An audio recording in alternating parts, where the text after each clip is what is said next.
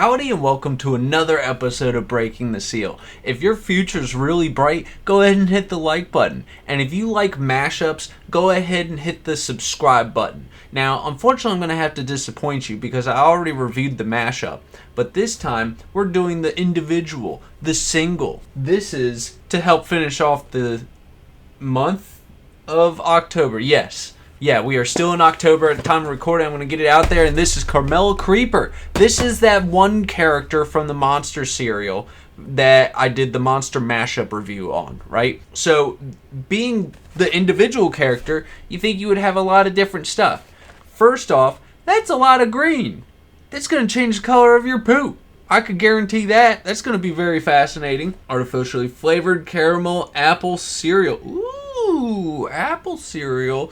Apple Jacks, better watch out. They're coming for you over here, but only in October. So that's the only time you gotta worry about. Now, I am disappointed. Carmella Creeper, you do have a good look in front of the box. But on the back of the box, you've already used this. You've put the same comic on two completely separate cereals. I'm disappointed in you. That's just... I'm upset. It's not going to work. So what else do you have to offer for me, Carmella Creeper? We have quite a few different marshmallows. Marshmallow shapes and colors may vary. I don't know what the marshmallows are supposed to represent, to be totally honest with you. I don't know if you're able to tell. It might be the heads of the different monsters, maybe. There's just different colors. It's an apple cereal with marshmallows in it, you know? That's just how it's going to be. By the way, you're probably wondering, Jake, why are you wearing sunglasses? Well, I'm wearing sunglasses, okay? That's all you need to know about it, and you'll be able to see my eyes again sometime eventually. Let's go ahead and pop this bad boy open. Monster cereals. Have they trademarked? They have not trademarked it. They did trademark it. I can't read because they made it in like type -17 font, Times New Roman, double spaced, 1.0 kerning, all that good stuff. All right, you open up pretty solid. How's your flap? Looking good. Still flimsy, pretty typical for General Mills, to be totally honest. It'll just pop open if you put the cereal back in the box wrong. Let's go ahead and try the bag. It opened quite easily. Oh, beautiful. All right, let's go ahead and pour some of this out. Now, the only thing I really know about this stuff is that it's extra sweet and extra terrible for your teeth, but we've got all kinds of nutritional facts on here. Good source of calcium. Is that the cereal, or is that because you're putting milk in it? 15 grams of whole grain per serving. So is it celiac safe? I have a feeling it's not. With 12 vitamins and minerals, hopefully not B17. 12 vitamins and minerals, what do we got? Vitamin D, calcium, iron, potassium, vitamin A, vitamin C, thiamine, riboflavin, niacin, vitamin B6, folate, vitamin B12, and zinc. I counted 13. I could also be bad at counting, but I'm counting 13 in there. That is false advertising, but to our benefit. So we probably shouldn't be upset about that. Let's go ahead and get some of this. Well, I completely missed the cup, and that is definitely green. That is, wow, that's green. I think that is an accurate representation of the cereal that you're going to be getting out of here. Let's go ahead and switch sides. And here's the marshmallow. We have a pretty good distribution of marshmallows in here. I'm pretty happy with that. So let's go ahead and give the dry taste test. That is not bad. I think this is going to be a pretty fine and dandy cereal right here. We might have ourselves a winner, folks. This might be a staple in some people's cabinets. And that's good. That's really good. What's also good is South Mountain Creamery.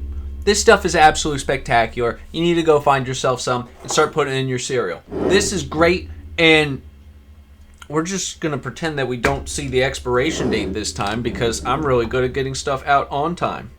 Got a good little pour out of that and going to let that sit. So what else can we talk about Carmella Creeper? Apple Jacks has the apple and cinnamon taste. They also got the loops in there, right? So we're going to start comparing this with Apple Jacks and Fruit Loops. Fruit Loops is supposed to have the fruity flavor. Apple Jacks is supposed to have the apple flavor. Apple Jacks has the cinnamon. Fruit Loops does not. This has ghost. This, I think, just outright dominates on both of them. Not only does it have the apple taste, does it have the fruity taste, you do get a hint of that caramel, something, whatever. You know, did I point out that you have caramel on the actual name of the cereal. Isn't that pretty neat? It's like a caramel you know what?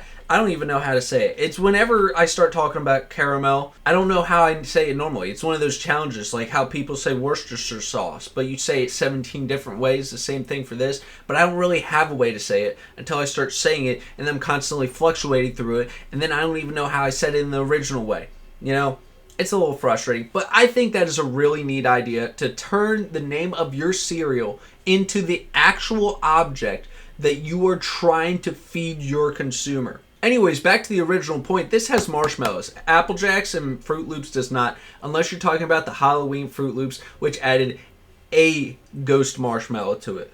Whoop-de-doo.